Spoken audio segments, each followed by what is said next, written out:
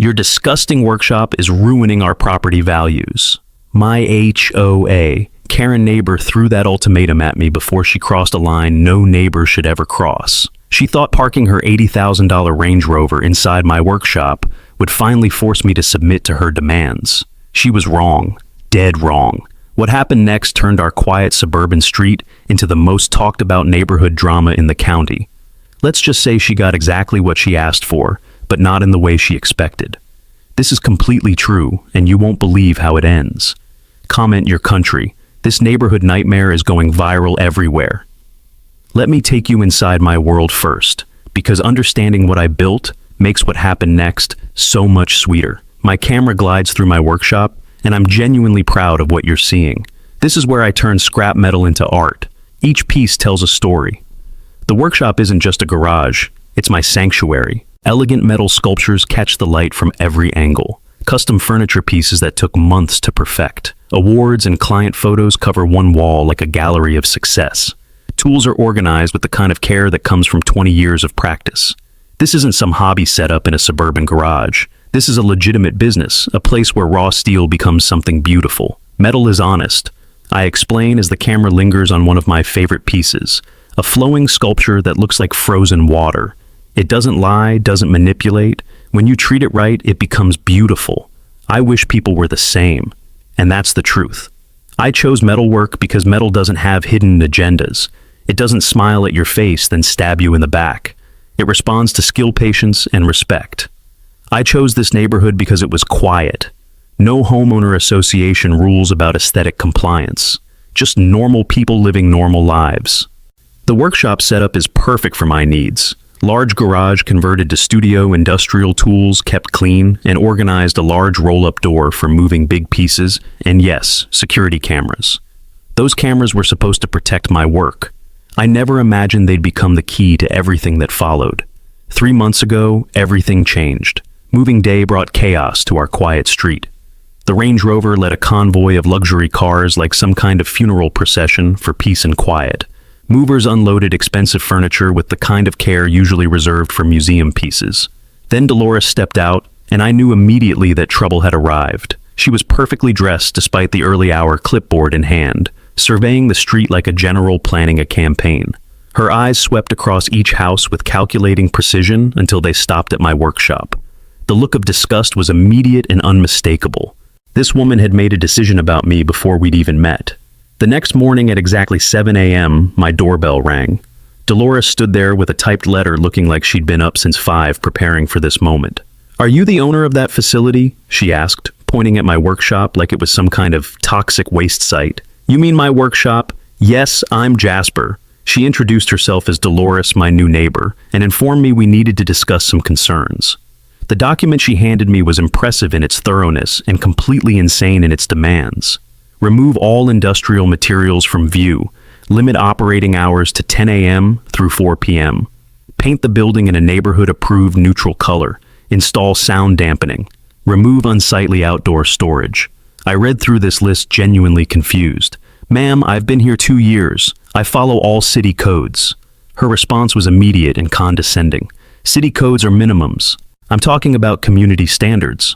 When I asked what community she was referring to, since she just moved in yesterday, she smiled that particular smile that would haunt my dreams. Exactly. Fresh perspective. 7 days to comply. Then she walked away without waiting for my response, leaving me standing in my doorway, holding this ridiculous document. The paper war began immediately. Daily letters appeared in my mailbox like some kind of bureaucratic harassment campaign. Noise complaints during perfectly legal hours. Safety concerns about sparks that had never been a problem before. Property value impacts with absolutely no supporting evidence.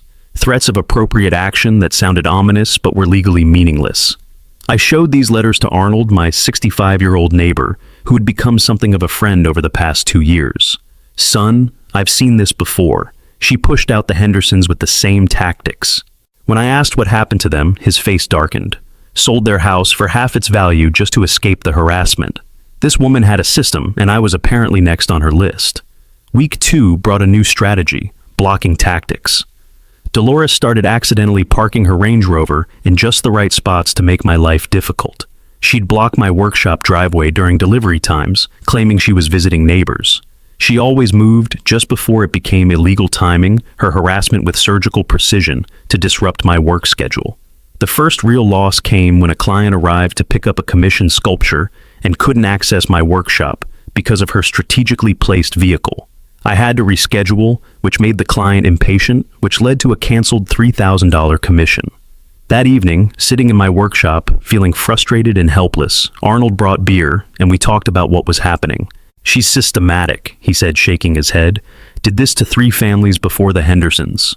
When I asked why no one stopped her, his answer was simple and depressing. "She looks respectable, talks a good game. By the time people see through it, the victims are gone." Week 3 escalated to police involvement. A patrol car pulled up during my normal work hours, and the officer explained they'd received a noise complaint. "It's 2 p.m. on a Tuesday. I'm using standard tools," I protested, but he just suggested I warn neighbors before doing heavy work. Through my window, I could see Dolores watching from her house, that same satisfied smile on her face. That night, sitting alone in my workshop, I stared at the bills piling up, and another client email that made my stomach drop. "We heard about neighborhood issues. We'll go with someone else." My hands were shaking with anger as I looked at my security camera setup.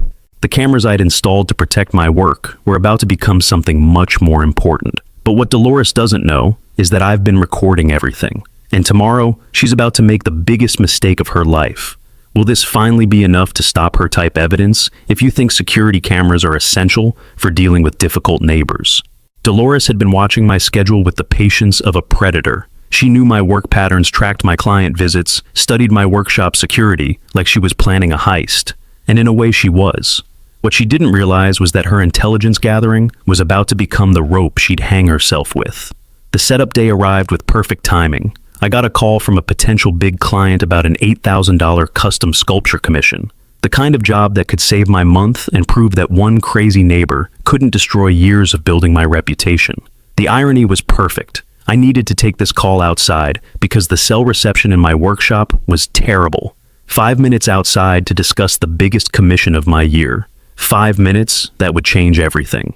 While I stood in my driveway, excitedly discussing design details with a client who could single-handedly fix my financial problems, Dolores struck with surgical precision.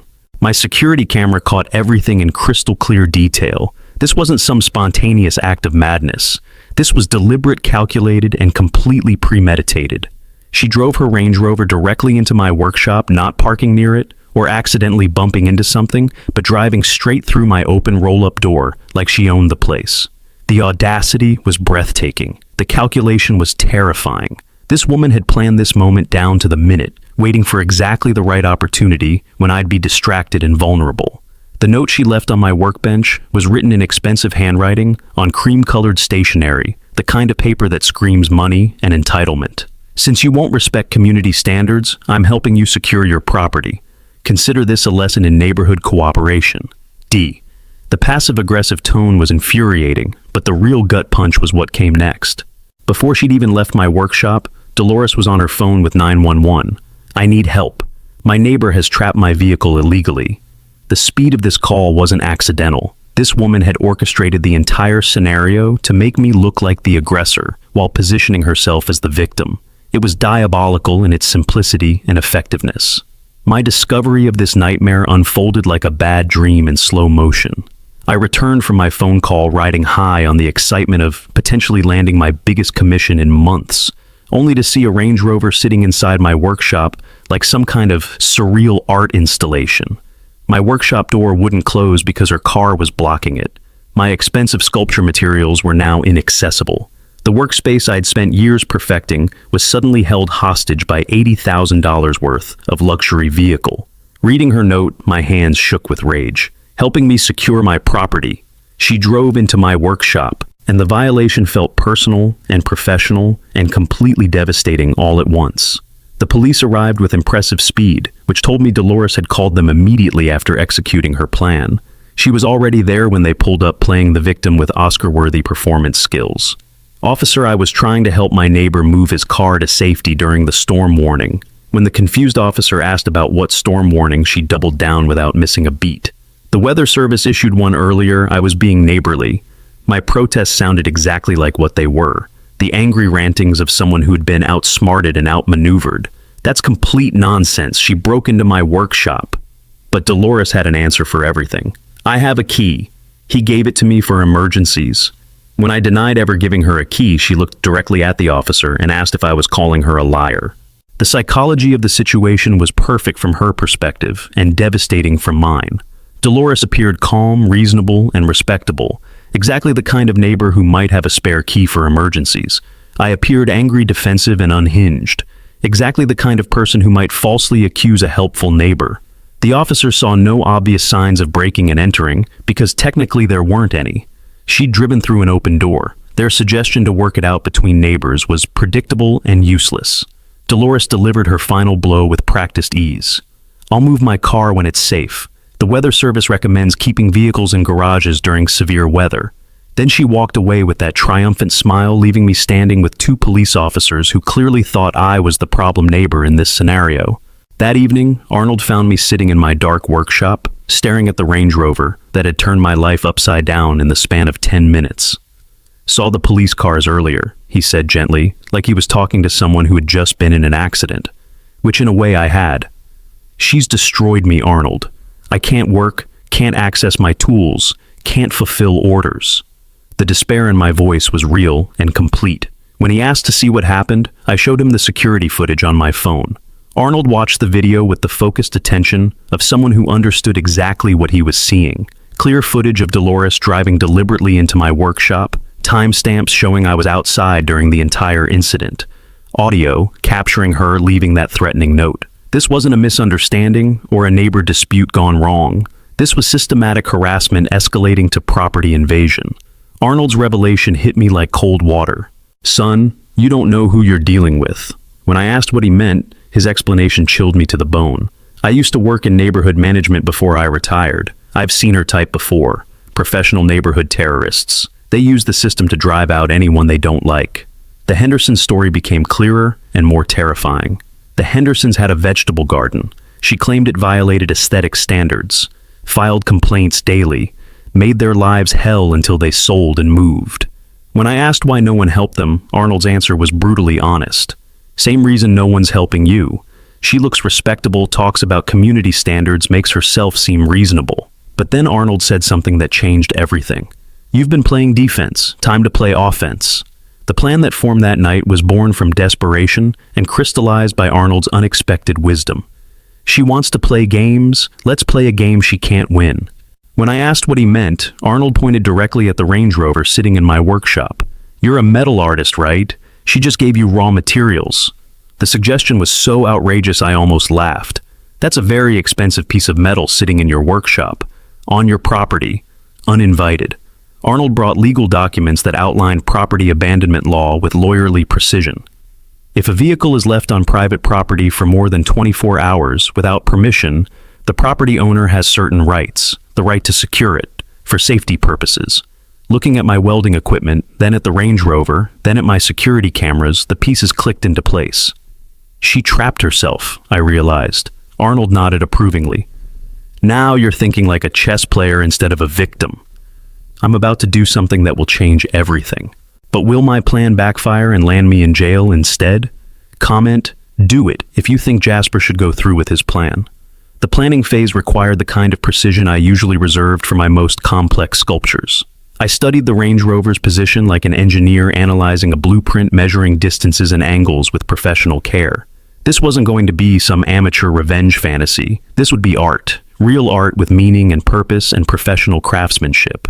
I sketched designs on paper, working through different approaches until I found the perfect solution. This wasn't vandalism or destruction. This was transformation.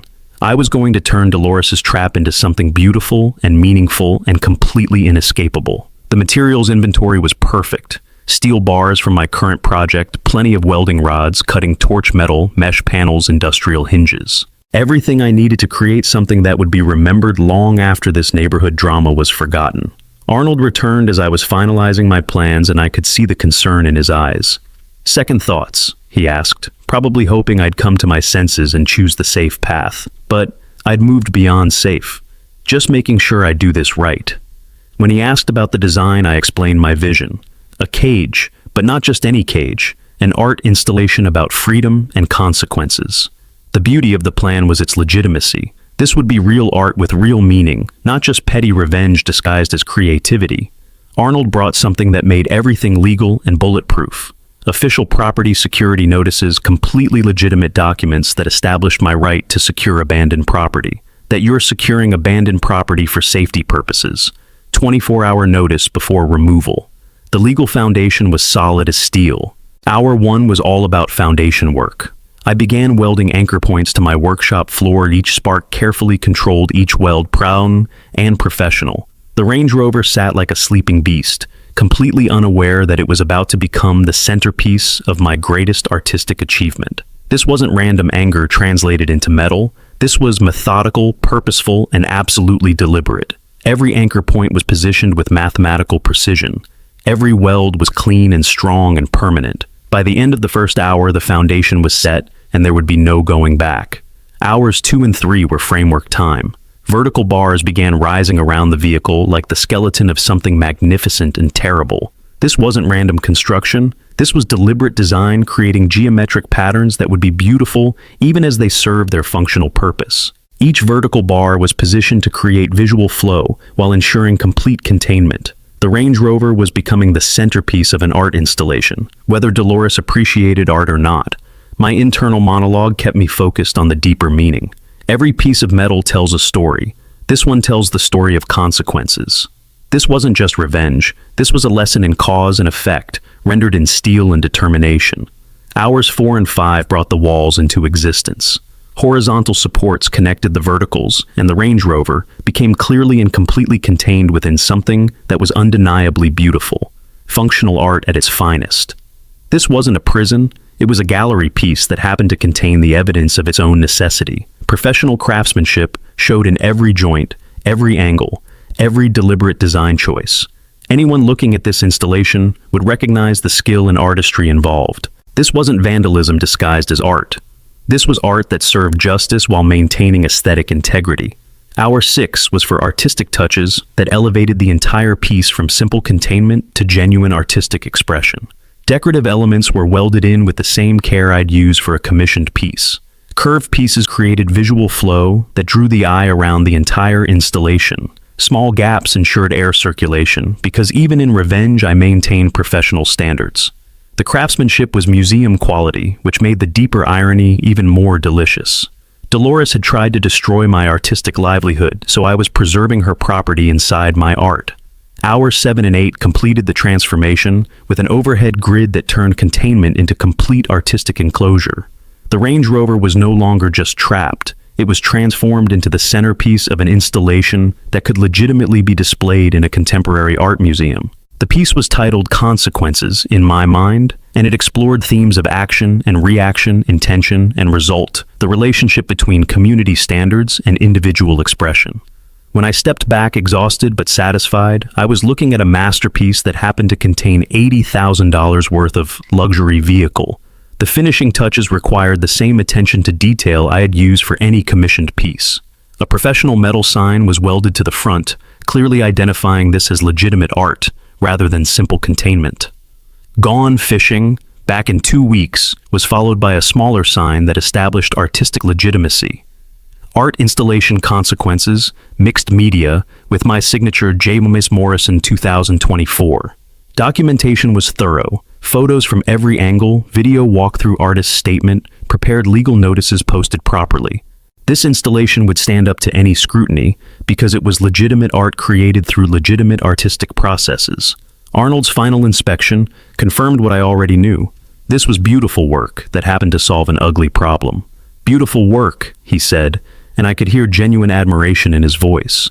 When I asked if he thought Dolores would appreciate the artistry, his response was perfect. "Oh, I think she'll have a very strong reaction."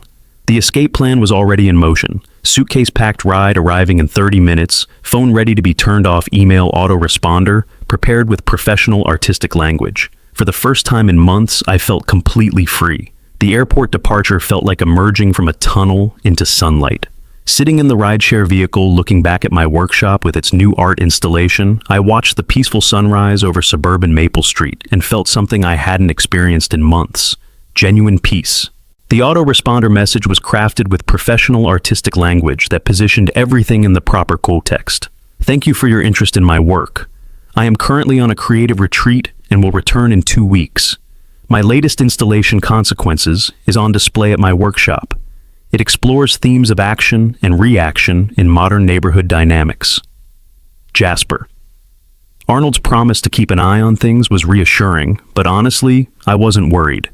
The installation was legally sound, artistically valid, and personally satisfying in ways that simple revenge never could have been. I'm flying to paradise while Dolores is about to discover what I've done. But what if she finds a way to destroy my life while I'm gone? Type genius. If you think this revenge plan is perfect. 7 a.m. was Dolores's usual inspection time, when she'd emerge with her coffee to survey her domain and ensure everything met her exacting standards. This morning's discovery would exceed even her wildest expectations for neighborhood drama. She walked toward my workshop with the confident stride of someone who believed she'd won a decisive victory, ready to gloat over her successful property invasion. But her stride faltered, then stopped completely as her brain struggled to process what her eyes were showing her. What is that? The Range Rover was completely encased in a metal structure that was undeniably professional, undeniably artistic, and undeniably permanent. This wasn't vandalism or random destruction. This was clearly the work of a skilled craftsman who'd turned her vehicle into the centerpiece of something that belonged in a contemporary art museum. The sign made everything worse from her perspective and better from mine. Gone fishing, back in 2 weeks, was bad enough, but the artist's statement below it made everything legally bulletproof. Art installation consequences, mixed media, with my signature and date. Legal notices were posted properly, everything done by the book with professional precision. Dolores's first reaction was pure denial, the kind of psychological defense mechanism that kicks in when reality becomes too absurd to accept. This is impossible. This is illegal. She pulled at the metal bars with increasing desperation, but professional welding doesn't yield to angry tugging. The structure was solid, immovable, and completely legitimate under every applicable law. Phone calls began immediately and continued with mounting desperation. Calling my number went straight to voicemail, which triggered the autoresponder mentioning the art installation currently on display. Calling the police brought the same officers from the previous day who approached the installation with obvious confusion and grudging professional admiration. "Ma'am, this appears to be an art installation on private property." When Dolores screamed that it contained her $80,000 vehicle, the officers pointed out the obvious problem with her position, which you left on his property without permission. Her story about helping during a storm warning fell apart immediately when the officers confirmed there had been no weather advisory. The legal reality was simple and devastating. She had no legal standing to complain about art created on private property using abandoned materials. The officers' private conversation, which Dolores couldn't hear, but I would later learn about from Arnold, revealed their growing skepticism about her version of events. Remember her from yesterday? Something felt off. The story about having a key never made sense, and now they were looking at professional artistic work that clearly represented significant time and planning. Guys got security cameras. Bet they tell a different story. The law enforcement was beginning to see through Dolores's performance, which marked the beginning of her transition from neighborhood authority figure to isolated problem case. The community reaction exceeded every prediction I could have made. Word spread through the neighborhood like wildfire, and residents emerged from their houses with coffee cups and curiosity. The installation was genuinely impressive from an artistic standpoint, which made the underlying drama even more fascinating for people who'd been watching this conflict develop. Mrs. Miller, the elderly neighbor who'd lived on Maple Street for 30 years, provided the perfect community response. "Is that Dolores's car in there?" When Arnold confirmed it appeared to be an art installation, now her response was immediate and satisfying. Good for him. She's been terrorizing this street since she arrived. This woman who had seemed so respectable and authoritative was suddenly revealed as the neighborhood problem everyone had been afraid to confront. The Johnson family's reaction provided generational perspective that made everything even more delicious. Remember when she complained about our kids' chalk drawings? Mrs. Johnson's reminder sparked a cascade of similar stories. Or when she tried to ban the Patels' wind chimes. Their teenage son immediately recognized the viral potential. This is so going viral. The growing support wasn't just neighborhood gossip. It was community recognition that someone had finally stood up to behavior everyone had been tolerating for too long. People began sharing their own Dolores stories, realizing the pattern of harassment that had been flying under the radar because she targeted individuals rather than the community as a whole. Social media buzz began immediately and grew exponentially throughout the day. Photos were taken from every angle, hashtags started trending locally, posts about karma and justice began circulating. Local news picked up the story by noon, recognizing both the human interest angle and the genuine artistic merit of the installation. This wasn't just neighborhood drama. It was a legitimate news story about community standards, artistic expression, and the limits of acceptable behavior in residential settings. Dolores's isolation became more obvious as the day progressed. Neighbors who might have supported her before were actively avoiding her now. The angry phone calls to various authorities became increasingly desperate and decreasingly effective. Her failed rescue attempts revealed the depth of her miscalculation and the completeness of her defeat. The tow truck company's response was immediate and decisive. "We don't do demolition, ma'am." When she insisted they needed to remove her car immediately, the dispatcher's confusion was obvious. "From where, ma'am? It's trapped in metal bars. We don't do demolition, ma'am." The locksmith's visit was even more futile and expensive. "Lady, this isn't locks. This is welding. You need a metal cutter." When Dolores asked about cost, his estimate was brutal. "Few thousand, maybe more. That's professional work." Her lawyer friend delivered the final legal blow. "For what creating art on his own property, you trespassed first." The conversation was brief and definitive. Shouldn't have left it on his property without permission.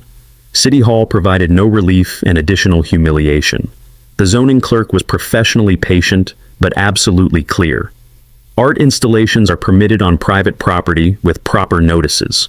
When Dolores demanded to know what notices, the clerk directed her to the ones posted on the structure itself. Every official channel she tried led to the same conclusion. This was legal legitimate and completely beyond her ability to challenge through normal channels.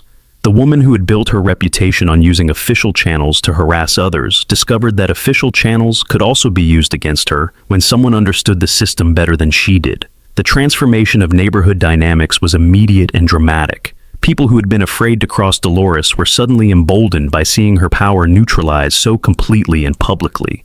Children pointed and giggled as they walked past the installation. Teenagers made videos. Adults brought friends by to see the neighborhood's newest tourist attraction. The art installation wasn't just containing Dolores's car. It was containing her authority and neutralizing her ability to intimidate anyone else. She'd become the neighborhood entertainment rather than the neighborhood enforcer. Dolores is getting desperate, and desperate people do dangerous things. What lengths will she go to when she discovers the security footage that could destroy her reputation forever? Comment karma if you think Dolores is getting exactly what she deserves. Arnold's investigation began the moment I left for the airport, and his 30 years in neighborhood management made him uniquely qualified to document what was really happening on Maple Street. He reviewed my security footage with the methodical attention of someone who understood exactly what he was looking at. Clear documentation of deliberate harassment escalating to property invasion. The timestamps proved premeditation. The audio captured threats, and the visual evidence showed a pattern of behavior that went far beyond simple neighbor disputes. Arnold wasn't just helping a friend anymore. He was building a case that would permanently change the power dynamics in our community. Building a coalition required Arnold to visit each neighbor individually, documenting stories that revealed the systematic nature of Dolores's harassment campaign. The Hendersons agreed to participate via video call, eager to finally tell their story to people who would listen and believe them. "We'd love to," Mrs. Henderson said when Arnold asked if they'd testify about their experience. "She destroyed our lives, and we want to make sure it doesn't happen to anyone else."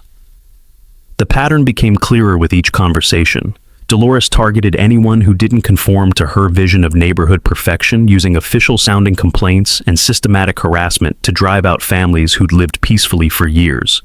The emergency neighborhood meeting that Arnold organized drew nearly every household on Maple Street, filling the community center with a tension that had been building for months.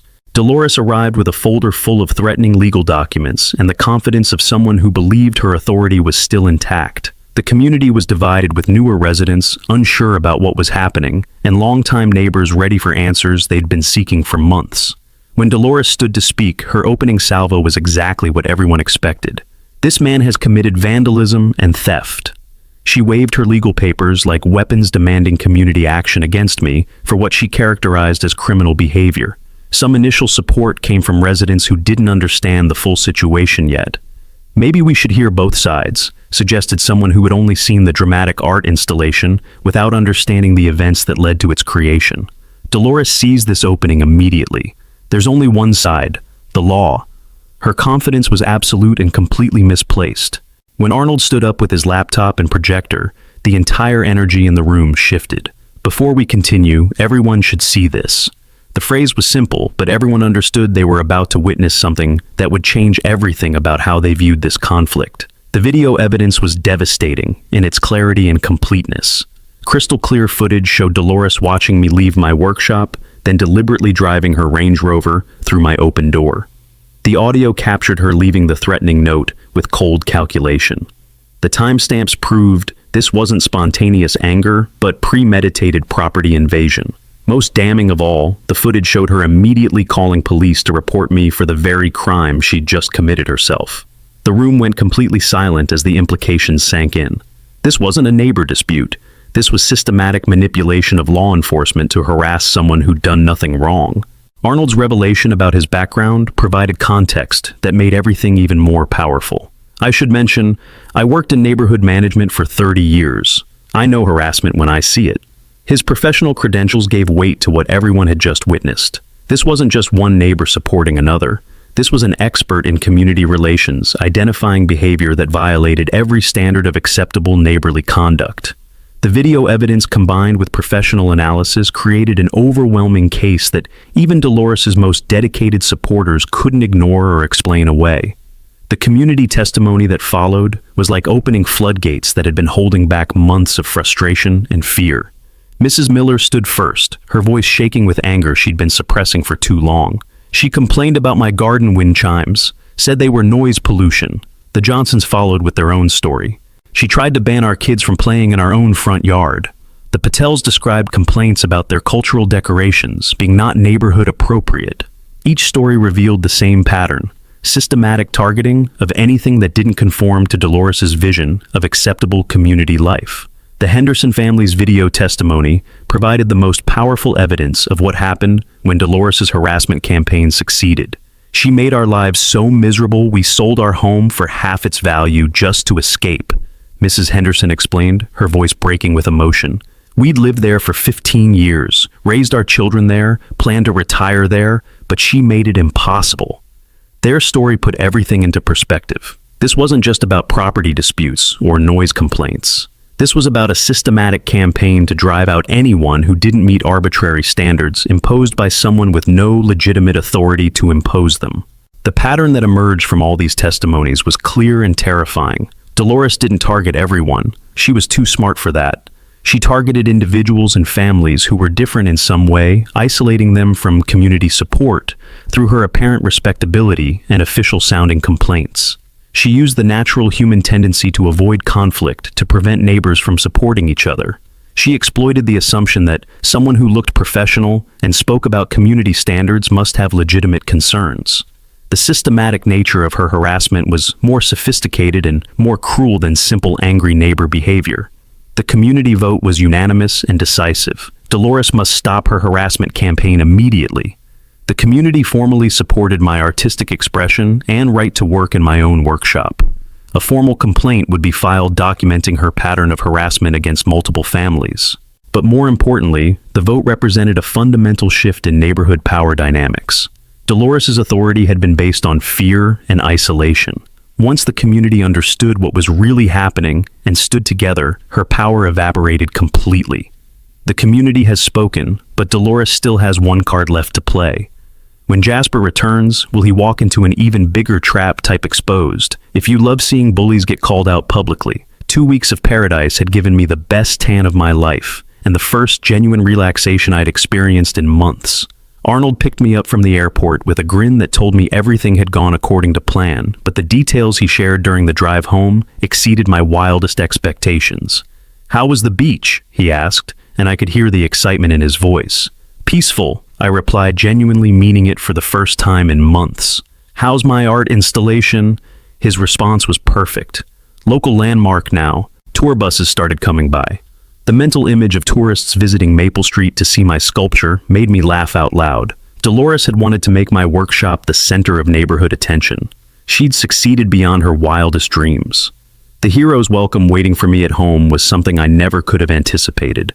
Neighbors had gathered with a welcome home banner that looked like something from a small-town parade. Applause erupted as I emerged from Arnold's car, and children ran up with drawings they'd made of the art installation. The community barbecue in my honor felt surreal and wonderful and completely validating. These people weren't just celebrating my return, they were celebrating the fact that someone had finally stood up to behavior they'd all been tolerating for too long. I wasn't just the neighborhood artist anymore. I was the person who'd shown everyone that bullies could be defeated with intelligence and creativity. Dolores's expensive solution to her self-created problem provided entertainment for the entire neighborhood. The professional metal cutting service she'd finally hired required specialized equipment that cost $3,500 and took an entire afternoon to complete. The irony was delicious. She was paying premium prices to undo the consequences of her own actions while providing free entertainment for everyone she'd been trying to intimidate. The entire neighborhood watched like it was the season finale of their favorite television show. News crews arrived to document the conclusion of what had become a regional story about community standards and artistic expression. Social media live streams brought the drama to people across the country who'd been following the story of the trapped Range Rover. The cutting process itself was a 3-hour industrial production that drew crowds like a small-town festival. The plasma cutter threw sparks in spectacular patterns that were genuinely beautiful, which made the whole scene feel like performance art about consequences and expensive lessons. Workers carefully preserved the car while removing the artistic cage, treating both with professional respect that highlighted the quality of craftsmanship involved. Dolores stood nearby with a mixture of anticipated triumph and obvious anxiety, knowing that freedom was finally within reach, but uncertain about what condition her vehicle would be in after 2 weeks of artistic containment. The moment of truth arrived with cinematic timing. The final bar was cut, the Range Rover was finally accessible, and Dolores approached her vehicle with the confident smile of someone who believed her ordeal was finally over. She'd paid thousands of dollars, endured weeks of public humiliation, and lost all authority in the neighborhood, but at least she'd have her car back. The key turned in the ignition with the ceremonial importance of a ribbon-cutting ceremony. Then nothing happened. Complete electrical failure. 2 weeks of sitting unused had drained the battery completely, leaving $80,000 worth of luxury engineering as powerless as a paperweight. Dolores's disbelief was visible from across the street. No, this can't be happening. She tried the ignition multiple times with increasing desperation, but the dashboard remained completely dark. The car was perfectly preserved exactly as she'd left it, but completely unable to fulfill its basic function. The cruel irony was perfect. She'd invaded my workspace to teach me a lesson about securing property, and now her property was secured in the most literal way possible. Physics had become the final judge in our conflict, and physics had ruled against her. My grand entrance was timed with the precision of a Broadway finale. I appeared with jumper cables and a toolkit, walking with the casual confidence of someone who held all the cards in a game that was finally over. Neighbors gathered to watch what everyone understood would be the final scene in our long-running drama. Battery problems. I asked with genuine helpfulness that made the moment even more perfect. When she demanded I just start it for her, my response was professionally reasonable and personally satisfying.